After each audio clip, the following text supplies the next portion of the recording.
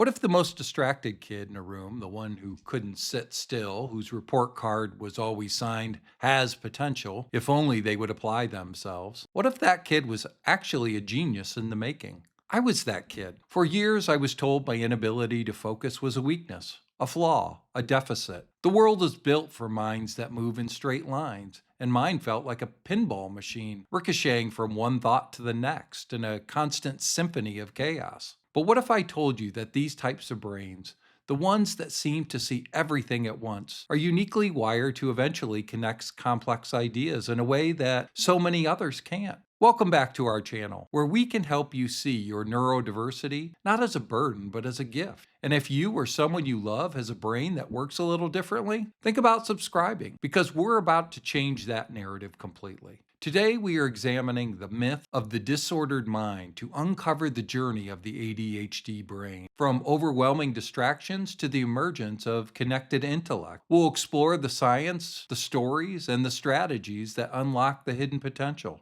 Stay with me, because what you're about to learn might just change how you see yourself or that distracted kid forever. Let's start with a feeling most of us know too well, the feeling of being broken. It's that quiet, nagging hum that starts in childhood. It's the shame of forgetting your homework again, the frustration of trying to listen to a teacher while the floor tile patterns, the ticking clock, and the cartoon you saw last Saturday are all screaming for your attention at the same time. You're not trying to be difficult. You're trying harder than anyone in a room just to stay afloat in a sea of chaos. The world calls this attention deficit hyperactivity disorder, or ADHD. You may have also heard the older term ADD, which typically refers to a presentation without the hyperactivity.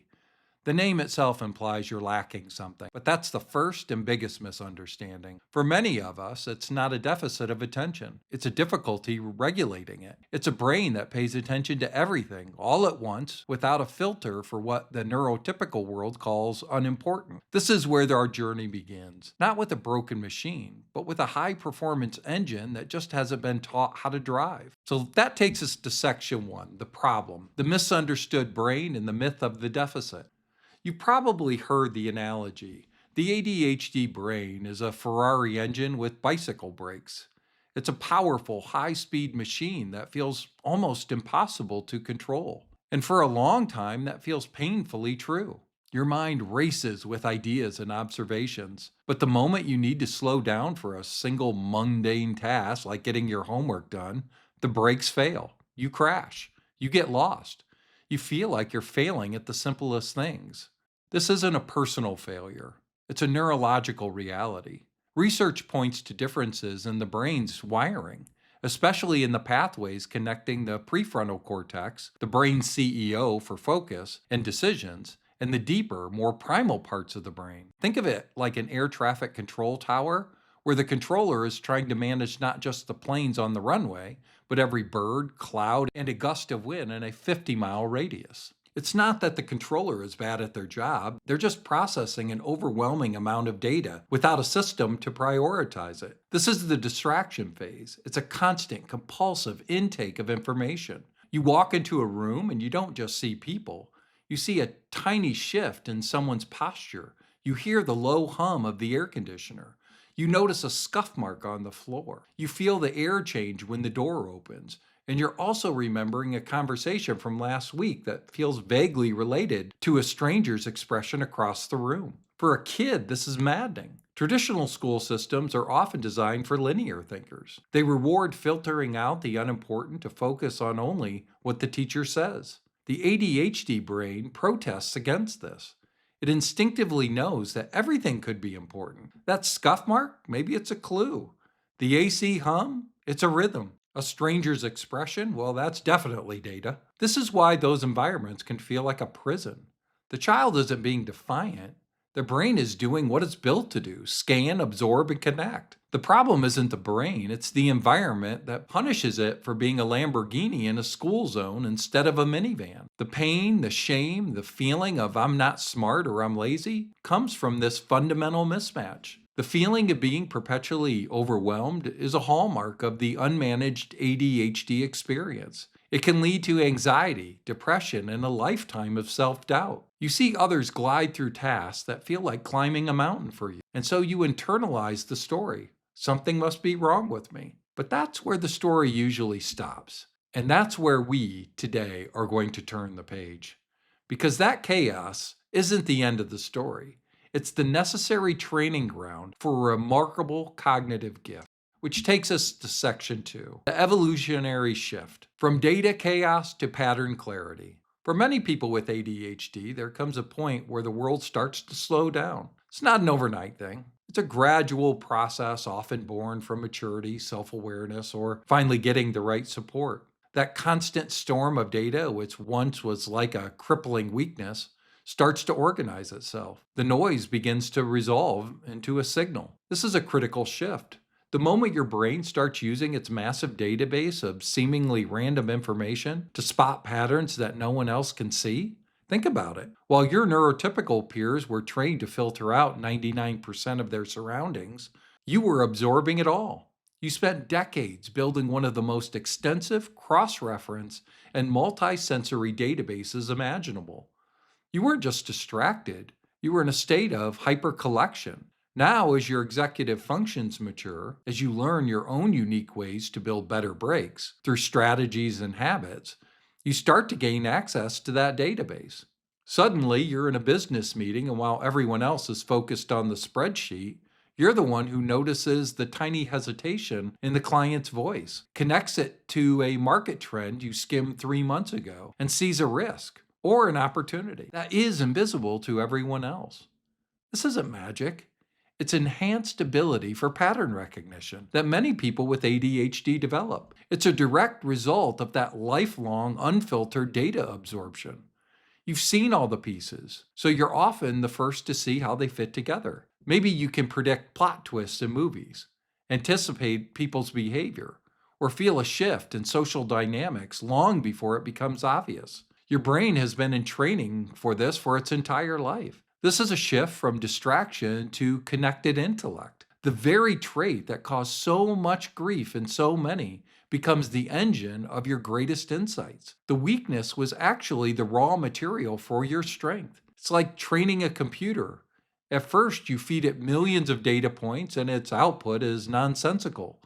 But as it learns, it starts producing incredibly accurate and insightful results. The years of distraction were just your brain's learning phase. Now your genius can begin to emerge. This is where we leave the problem framework behind. We're no longer talking about a disorder. We're talking about a different and, in many contexts, a more powerful cognitive style. So let's now break down the specific abilities that can grow from a mind that sees everything. Section 3, Connected Emergence. Number 1, the pattern seeker. The ability to see the invisible. The first and the most foundational aspect of the connected intellect of an ADHD brain is advanced pattern recognition. This isn't just about seeing shapes in clouds. It's about identifying complex, multi-layered patterns and systems, behaviors, and data that are invisible to most linear thinking minds. The neurotypical brain is often trained to look for patterns in a structured way. It excels at following a known path to find an expected answer. The ADHD brain works differently. Because it's been absorbing information from so many different places, it can excel at connecting things across domains. It might naturally link a visual clue with a sound, a logical problem with an emotional feeling, or an abstract concept with a physical sensation. It's the art of the intuitive leap. This ability can make people with ADHD exceptional in fields that require seeing the big picture. They can be brilliant market analysts who don't just see the numbers, but feel the market's direction. They can be doctors who diagnose a rare illness because a patient's cluster of seemingly unrelated symptoms forms a pattern they once read about. They can be the mechanics who diagnose a complex engine problem just by its sound and vibration. This pattern-seeking ability is often described as a powerful gut feeling. You just know something without knowing exactly how you know it. This is not a mystical force. It's your brain's high-speed pattern matching processor working in the background, sifting through that massive database you've been building your whole life. You have an innate capacity for this because your brain didn't throw away the irrelevant data. It kept it all, understanding on some deep level that no data is truly irrelevant. So the next time your mind wanders, pulling that information from all corners, try not to see it as a failure of focus. Recognize it for what it is. Your radar is on. Your pattern detection system is scanning the horizon. You're not just distracted, you might be on the verge of a connection that no one else has ever made. Here is one of my favorite examples. In a quiet corner of Bern, Switzerland, a young Albert Einstein often found himself lost in thought, surrounded by sounds of conversations, clattering carriages, and children's laughter. To onlookers, he seemed distracted, but he was deeply engaged in uncovering patterns within the chaos. One afternoon in a bustling cafe, he pulled out a notepad, scribbling equations and diagrams filled with marks only he could decipher. His thoughts danced between physics and philosophy, with intuition guiding him to connections others overlooked. The sounds around him, clicking spoons, the aroma of coffee and laughter, became integral to his thought process, prompting insights into the universe's fabric. While watching a child drawing, he recognized a parallel between their chaotic creativity and his own thought patterns. This moment led to what he later called an intuitive leap, revealing a hidden thread of knowledge linking light, time, and the cosmos. He was a pattern seeker, uncovering relationships in a way that transformed him into a revolutionary thinker. As days turned into weeks, his notes evolved into the theory of relativity, exploring not only physical laws, but also the emotional intricacies of existence. His wandering mind, once seen as a flaw, became an asset, allowing him to unveil profound truths about the universe. Einstein leads us into section 4, Connected Emergence, number 2, the Idea Weaver, the genius of divergent thinking. If pattern recognition is about seeing connections that already exist, our second aspect of connected intellect is about divergent thinking, creating entirely new ideas. This is the heart of ADHD fueled creativity and innovation. Divergent thinking is taking one starting point and generating a ton of unique viewpoints from it. It's the opposite of convergent thinking, which is finding the one correct answer to a problem. School tests are almost all convergent thinking.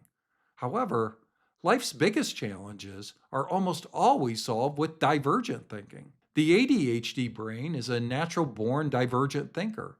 Why? Because it often has an aversion to established paths and the love of novelty. The linear mind sees a problem and asks, what's the step by step way to solve this? The ADHD mind asks, how many different ways can I look at this? What if we connected this other completely unrelated idea? The process can look mind wandering, but it's a productive kind of wandering. Research has linked this tendency to heightened creativity in people with ADHD traits. Your brain is exploring every possible node in its vast network, looking for novel combinations. It's like a jazz musician improvising a solo. They're drawing from a deep knowledge of music to create something new and beautiful in the moment. The ADHD brain is in a constant state of cognitive improvisation. This is why individuals with ADHD are so often drawn to entrepreneurship, invention, and the arts. The modern world doesn't just reward doing the same thing over and over, it rewards disruption. And who's better to disrupt a system than someone whose brain is fundamentally wired to wander off the prescribed path? Look at Sir Richard Branson, founder of Virgin Group. He struggled in school, but in business, his impulsivity and constant stream of new ideas helped him to build an empire. He didn't succeed in spite of his ADHD. Many argue he succeeded because of it. Your tendency to get bored with routine, jump from project to project, to always ask, what if? It isn't a flaw. This is your idea generating engine. The challenge isn't to stop the flow of ideas, but to learn to capture and act on the best ones. This takes us to section 5, Connected Emergence number 3, the deep diver, the paradox of hyperfocus. Now we come to the most paradoxical and maybe the most powerful potential aspect of connected intelligence of an ADHD brain, hyperfocus. For a condition defined by a deficit of attention, the ability to enter the state of profound, all consuming concentration is a wild contradiction. Hyperfocus is the brain's response to being intensely interested or challenged. When the ADHD brain finds a task that is novel or deeply meaningful, the bicycle brakes suddenly transform. The rest of the world just melts away. Time disappears. Hunger, thirst, the need to sleep, all gone. You become so absorbed that everything else ceases to exist. What's happening in the brain? It's largely about dopamine. The ADHD brain is often described as having a dopamine reward deficiency, which is why it's always seeking stimulation. Mundane tasks don't provide enough dopamine, so the brain resists. But when a task is inherently rewarding, it can trigger a flood of dopamine, creating a state of intense motivation and focus. The Ferrari engine is finally on an open racetrack, free to unleash its full power. This isn't the same as a normal concentration. It's a state of flow so deep it can feel like a trance. You sit down to work for a few minutes and you look up and realize that 8 hours have passed. In a state of hyperfocus, someone with ADHD can potentially do a week's worth of work in a day, learn a new skill, or solve a complex problem with an intensity that seems superhuman. Of course, hyperfocus is a double edged sword. You can't always control it, and it can just as easily lock into a video game as a work project, leading you to neglect other responsibilities. The key isn't forcing it, but creating the right conditions for it to merge on the right tasks. It's about understanding your personal triggers. What kinds of problems, environments, or challenges activate your deep dive mode? Once you learn to work with your hyper focus instead of against it, it becomes your secret weapon. You may not be a steady, consistent marathon runner, but you can be a world class sprinter, capable of incredible feats when the race truly matters to you. Let me give you another example. In a dimly lit workshop in Florence, a young Michelangelo focused intently on a rough block of marble. As he began to chisel, the outside world faded, and the time slipped away, leaving only the stone in his vision. In that state of hyperfocus, he felt a flood of creativity and energy, each strike of his hammer resonating with purpose. Hours turned into days as he sculpted, deeply absorbed and revealing the figure of David from within the marble. The pressures of perfection weighed heavily on him, but in that trance like concentration, he found solutions to challenges that had previously eluded him. Yet he knew this gift could lead to neglecting his needs and responsibilities. Friends would often find him immersed in his work, unaware of the passage of time. When Michelangelo finally stepped away to admire David, he marveled at the masterpiece born from his intense focus. He had transformed raw stone into timeless art, realizing that his hyperfocus, once viewed as a challenge, was a powerful ally. He had learned to embrace this paradox, creating extraordinary works that would echo through the ages. That takes us to section 6, connected emergence number 4, the intuitive connector, social and emotional brilliance. The final aspect of connected intellect we'll discuss is one that's often overlooked, heightened emotional and social intuition. While ADHD is often framed in cognitive terms, it has a profound emotional dimension. Many people with ADHD feel emotions with greater intensity. You may have heard of something called rejection sensitive dysphoria, or RSD. While not an official diagnosis, it's a term many use to describe the intense, overwhelming pain that can come from perceived criticism or rejection. But the flip side of this is emotional vulnerability that can be an incredible capacity for empathy. Because you feel things so deeply, you can have an enhanced ability to connect with the feelings of others. This also applies to holistic data. You might be a person in a room who instantly picks up on the subtle shifts of tone of voice, body language, and the vibe of the group. While others are just hearing words, you're processing the entire landscape. You see the microexpression, the hesitations, the unspoken tensions. You are the essence of an intellectual, social, emotional, ethical, and physical pattern recognizer. This can give you a powerful intuitive edge. You can often read people in situations with surprising accuracy. You know when someone's being dishonest, when a team feels discouraged, or when a friend is struggling, even if they say everything's fine. This isn't mind reading, it's high resolution data processing. This empathy and intuition can make individuals with ADHD incredible leaders, counselors, teachers, and friends. Their passion is contagious. When they're excited about a cause, they can rally others with an infectious energy. Your sensitivity isn't a weakness, it's a source of your humanity and your greatest connection to others.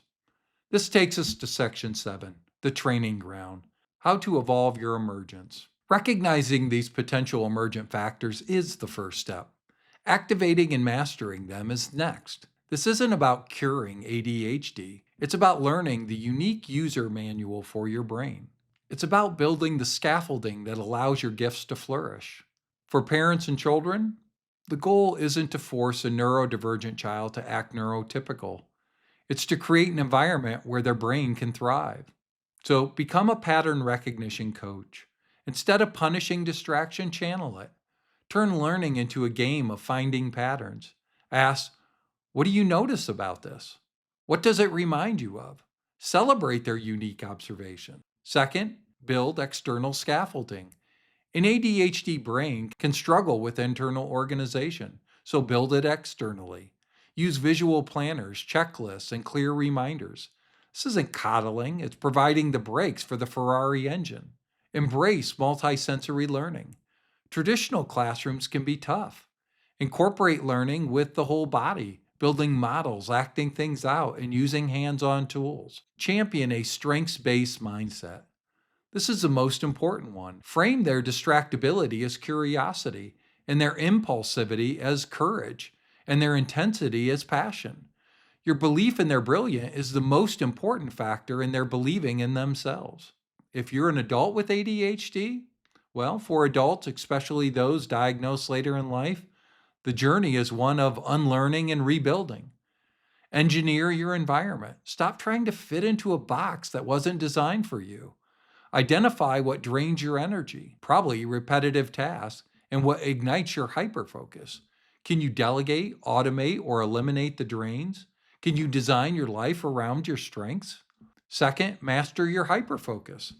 Start consciously identifying your triggers. Is it a tight deadline? A fascinating problem? Once you know what gets you in the zone, you can intentionally create those conditions for your most important work. Use timers to help you pull out of it when you need to. Third, externalize your brain. Accept that your working memory might be unreliable. Don't fight it, work around it. Use apps, calendars, and notebooks relentlessly. Do a brain dump. Write down every single thought and worry and get it out of your head and onto paper. And then last, find your people.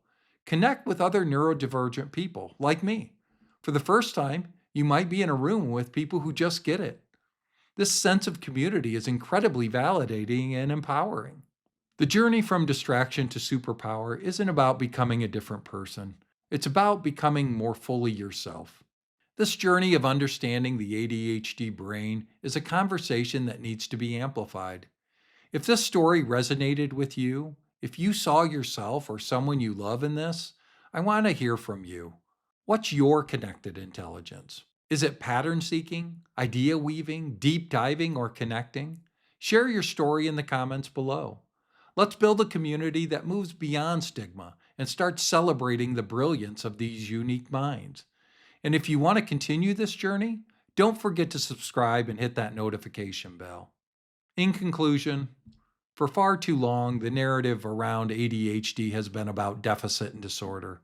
We've been told we're broken, but today we reclaim that narrative. The brain that sees everything at once isn't broken. It's a high resolution scanner in a low resolution world.